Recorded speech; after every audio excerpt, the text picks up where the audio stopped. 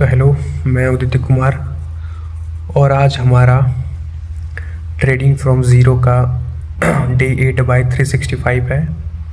हमारा कंसिस्टेंसी हमको डे 8 तक ले आई है और आज का हमारा टॉपिक होगा EPS यानी कि अर्निंग पर शेयर।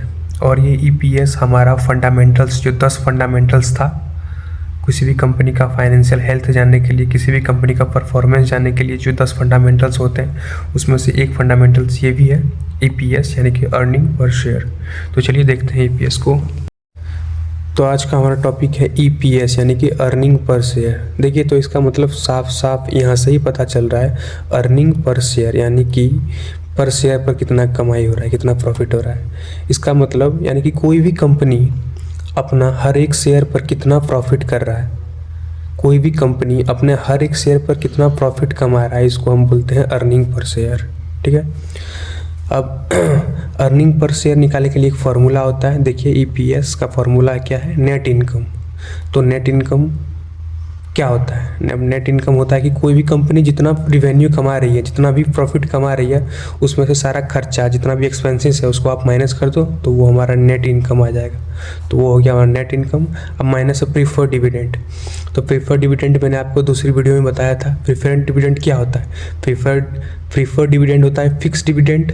ये डिविडेंड का रेट फिक्स होता है। कंपनी घाटा में चल रहा है, सौदा में चल रहा है, अच्छा में चल रहा है, वो अपने शेयर होल्डर्स को फिक्स्ड रेट जो रेट फिक्स हो चुका है ऑलरेडी उस पर ही डिविडेंड देगी। और ये प्रीफर्ड डिविडेंड किसको मिलता है? ये प्रेफरेंस शेयर होल्डर्स को मिलता है। मैंने दूसरी वीडियो में आपको बताया है, याद होगा आपको। ठीक है, तो समझ गए प्रीफर्ड डिविडेंड क्या होता है। प्रीफर्ड डिविडेंड का एक रेट फिक्स होता है और ये प्रेफरेंस शेयर होल्डर्स को मिलता है। ठीक है। उसके बाद है total outstanding shares. Total outstanding shares मतलब कंपनी का टोटल जितना शेयर्स है जो हेल्ड किया गया है शेयर होल्डर्स के द्वारा, उसको हम बोलते हैं टोटल आउटस्टैंडिंग शेयर। ठीक है। अब इसको हम एग्जांपल से समझते हैं। एक कंपनी है, उस कंपनी का नाम है ABC लिमिटेड। अब इस ABC लिमिटेड का नेट इनकम यानी कि NI नेट इनकम जो है वो है 10 करोड़। ठीक है, यानी कि 10 करोड़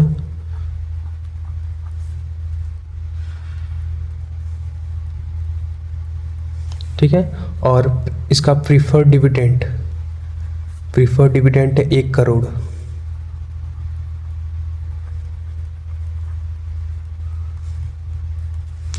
और आउटस्टैंडिंग शेयर जो है, इसका आउटस्टैंडिंग शेयर वो है 5 करोड़।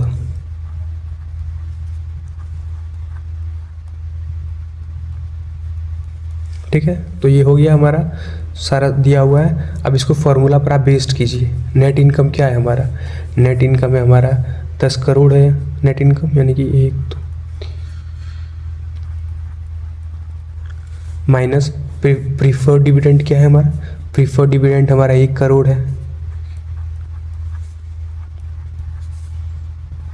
ठीक है, डिवाइडेड बाय क्या है? आउटस्टैंडिंग शेयर है और हमारा आउटस्टैंडिंग शेयर है 5 करोड़। तो यानी कि 10 करोड़ में 1 करोड़ हमारा गया तो 9 करोड़ हमारे पास बचा, डिवाइडेड बाय 5 करोड़।